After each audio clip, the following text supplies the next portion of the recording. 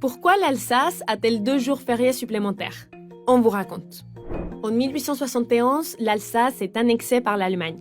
Quand la France adopte la loi sur la séparation des églises et de l'État en 1905, celle-ci ne s'applique pas sur le territoire alsacien, toujours sous le concordat accordé par Napoléon en 1801. À la fin de la Première Guerre mondiale, l'Alsace redevient française, mais le maréchal Foch promet aux Alsaciens le maintien de leur régime particulier.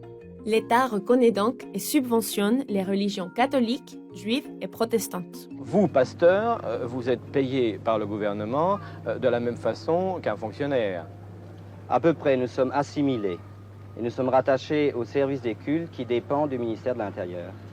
Comme un CRS. Si vous voulez, nous contribuons au maintien de l'ordre, paraît-il, en aidant les forces morales du pays. Combien touchez-vous mensuellement? Ça varie probablement selon l'ancienneté, mais grosso modo, le traitement d'un rabbin est à peu près équivalent à celui d'un balayeur de rue municipal.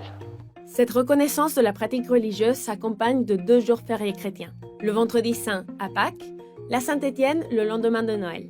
Ceux-ci ont été instaurés en 1892 par l'empereur Guillaume II, quand l'Alsace était allemande.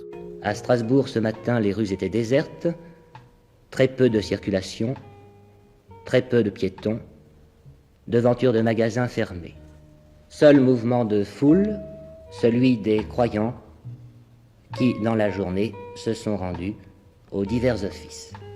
Par tradition, ces jours fériés et chômés ont une observance stricte. Seuls les boulangers, les poissonniers et les fleuristes sont autorisés à ouvrir. C'est une bonne journée pour vous? Pas mauvaise, pas mauvaise. C'est pas la plus grosse journée, mais c'est pas mauvais. Pas mauvais du tout. C'est comme un dimanche. C'est un bon dimanche. À Pâques, chacun pourra goûter à nouveau à ce privilège. Le vendredi saint est lui aussi férié.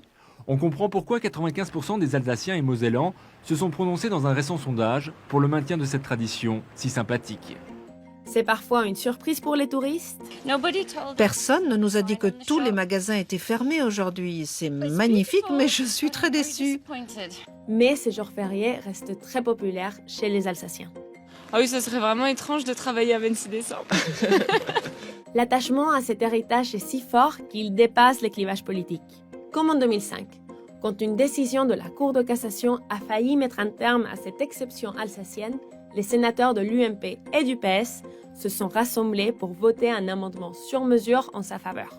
Le droit local est attaqué en permanence. Vous savez, vu d'un point de vue parisien et de l'ensemble de la France, on a du mal parfois, nos collègues ont du mal à comprendre cette anomalie de l'histoire, donc nous avons à veiller en permanence à rétablir les choses. Les juristes rappellent que depuis 1918, le droit local alsacien avec ses jours fériés fait bien entièrement partie du droit national français.